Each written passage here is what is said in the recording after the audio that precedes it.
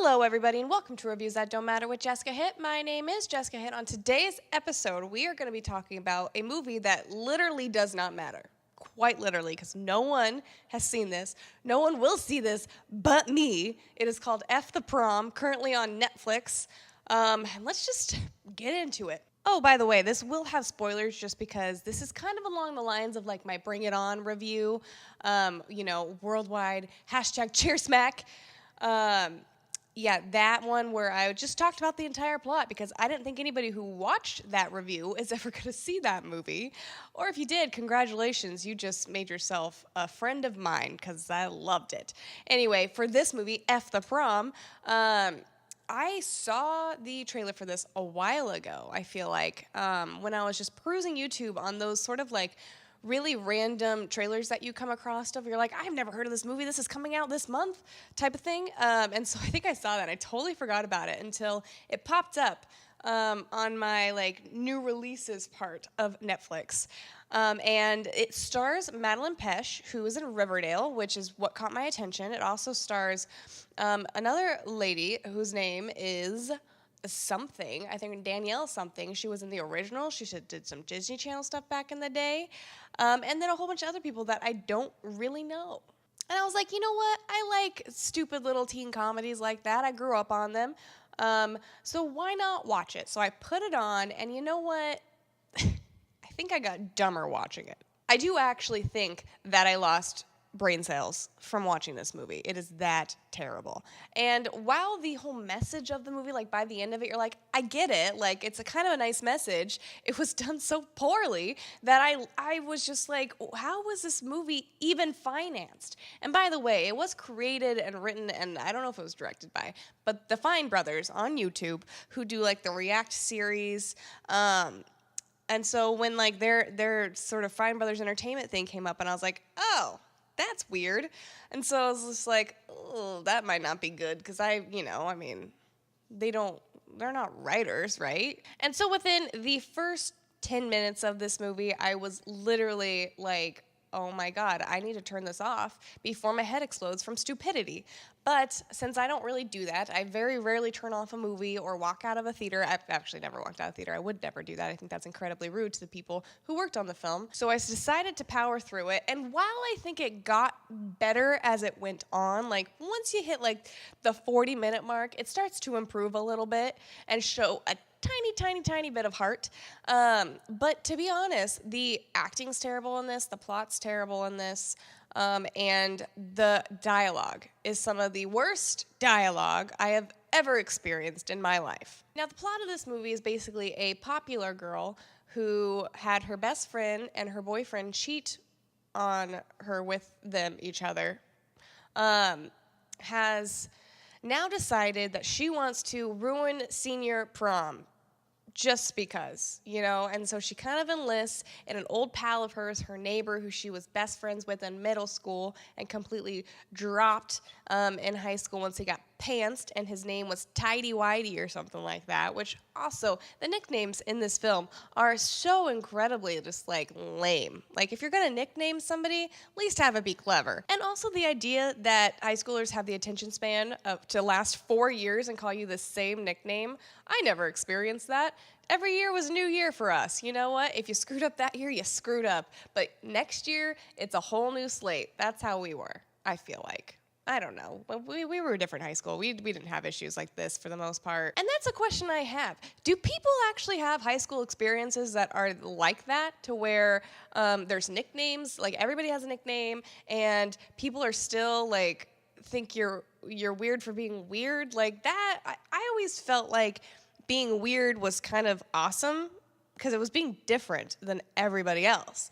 I don't know, maybe I was just too naive in high school to think that this stuff was going on, and I liked people for the most part. I didn't have enemies in high school. Anyway, back to this film. Basically, I do like how at the very end, she's trying to ruin this prom, and she does all of this planning with like sort of ragtag group of kids who like have been basically like ostracized from people, and they feel like they have like some sort of like need to get back at them by ruining senior prom, which also, let's be real, prom is never that great.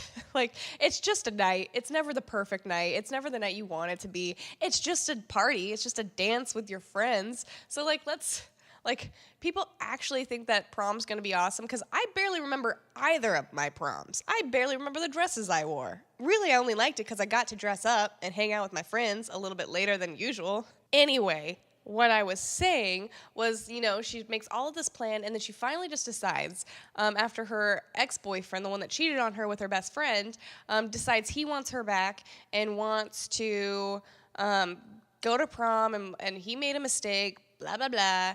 And he doesn't, no one in this movie really seems like they're that terrible of people. They just make terrible decisions, which is kind of nice, because, people get pressured into doing terrible things all the time, especially when you're that young in high school and middle school. We've all been subject to that. So it was kind of nice at the very end when, like, everybody kind of seemed to have, like, a heart.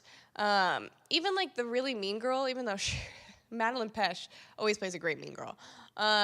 She doesn't necessarily get the redemption like every other character gets, but it's always fun to see her just be a terrible person. Anyway, so basically what I'm trying to get through is this girl, she decides she just wants to go to her prom. She just wants to have a good prom night. And so she ditches the plan, and basically it completely backfires and embarrasses her at her senior prom, even though it's her plan. And there's, like, this big showdown between her and her neighbor who's basically, like, in love with her. And they yell at each other, and it's just, like, a whole thing, and they're not forgiving each other. Yeah. That's basically the whole plot. Also, there's, like, a creepy dad in this film that, like, says some really inappropriate things, and not even, like, fun inappropriate things, like, actually make me feel uncomfortable inappropriate things to teenage girls and his teenage son. So it's just, like, that I don't know if today's environment and society is exactly when you want to have that type of character in a movie. To be honest, I don't think I ever would have liked that type of character in a movie, even before the Me Too movement and all that kind of stuff. Like, it was a little too much. And I understand the whole point of that character was to be like, this is a guy who never grew up out of high school. And I do like at the end where he's, like, urging his son to ruin prom so no one turns out like him. That's kind of funny. But I think it doesn't, the journey to get to that part does not work. And this is the type of, like, teenage high school comedy, I'm going to put that in air quotes because I don't believe it's an actual comedy, that is like, why do we need this? We've had these ages of, like, okay, in the 80s we had sort of the John Hughes era with Pretty in Pink and Ferris Bueller's Day Off and all of those types of things, where they were super meaningful and everybody could relate to them. And then you have the 90s, I call the golden era, where you have the She's All That, the Drive Me Crazy, the 10 Things I Hate About You, the stuff that I personally grew up on as a kid, and, like, I always envisioned high school to kind of be like that, which didn't turn out to be like that whatsoever.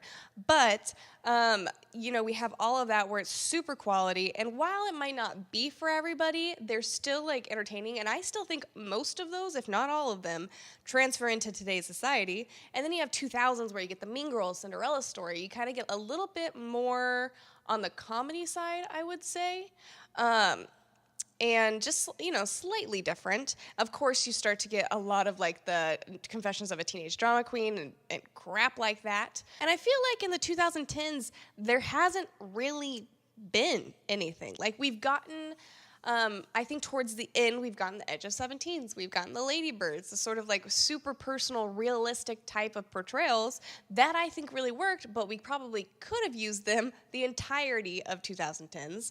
We got The Duff a couple years ago, which I still think is a very good teenage comedy, mainly because Mae Whitman is just, like, a national treasure. She is fantastic. And I feel like this movie, F the Prom, really just kind of shows that at this age in the 2010s, we have no clue what we're doing with that sort of genre of films, which I think can be awesome. Like, every era has created their sort of, like, perfect teen movie. In the 80s, I would say The Breakfast Club is the perfect teen movie. In the 90s, I would say She's All That is a perfect teen movie. In the 2000s, I would say Mean Girls is the perfect teen movie, whereas this one, I don't know what we've gotten as perfect teenage movie, because all of those have a very strong cult following. I think it's a little too soon to say like Lady Bird is, even though I'd love to say that that is the 2010's best teen comedy-ish. You know, I guess it's a comedy. It's sort of a drama. Just a touching, a coming of age story. And I really hope within the next 2 years, we develop a very strong view on what we want our teen comedies to be, because I still love this genre.